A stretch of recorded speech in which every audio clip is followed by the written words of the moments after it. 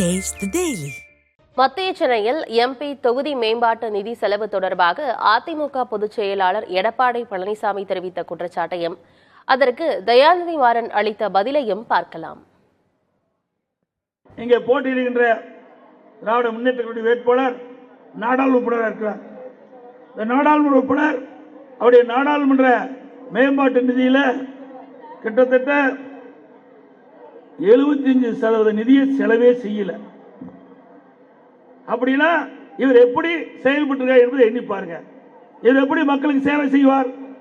இந்த நாடாளுமன்ற உறுப்பினருக்கு ஒதுக்கப்பட்ட நிதியை மக்களுக்கு என்னென்ன திட்டங்கள் வேண்டும் என்று கேட்டு செயல்படுத்தியிருந்தார் நல்ல நாடாளுமன்ற. மக்களையே பார்ப்பது கிடையாது. தேர்தல் வந்ததால மக்களை பார்க்கிறாங்க, மறுபடியும் அடுத்த தேர்தல் வந்ததால மக்களை பார்க்கிறாங்க. அப்படி எப்படி மக்களுடைய குறைகளை கேட்க முடியும், அந்த குறைகளை தெரிஞ்சுக்க முடியும்? அதனாலதான் அவருடைய நாடாளுமன்ற தொகுதி மேம்பாட்டு நிதியை முக்காவாசி செலவு செய்யல. இப்படிப்பட்ட நாடாளுமன்ற தேர்ந்தெடுத்து இந்த மத்திய சென்னையில எப்படி நன்மை கிடைக்கும் என்பதை நீங்கள் எண்ணி பார்க்க வேண்டும். நான் நாடாளுமன்ற தொகுதி மேம்பாட்டு நிதியை 75% கூட நான் பயன்படுத்தவில்லை என்று சொல்லியிருக்கிறார்.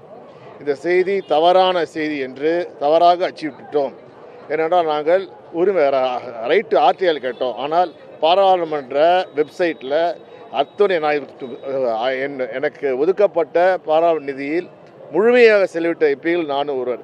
அதை கூட சரியாக விசாரிக்காமல் அவசர கோலத்தில் சேக்கிழார் புகழ் எடப்பாடி பழனிசாமி அவர்கள் இது ஒளிரை கூட்டியிருக்கிறார்.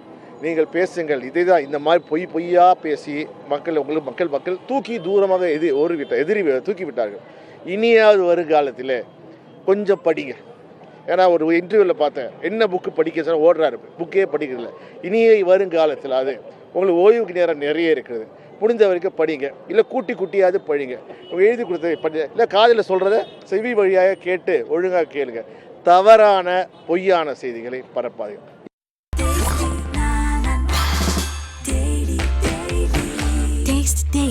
Taste the Daily.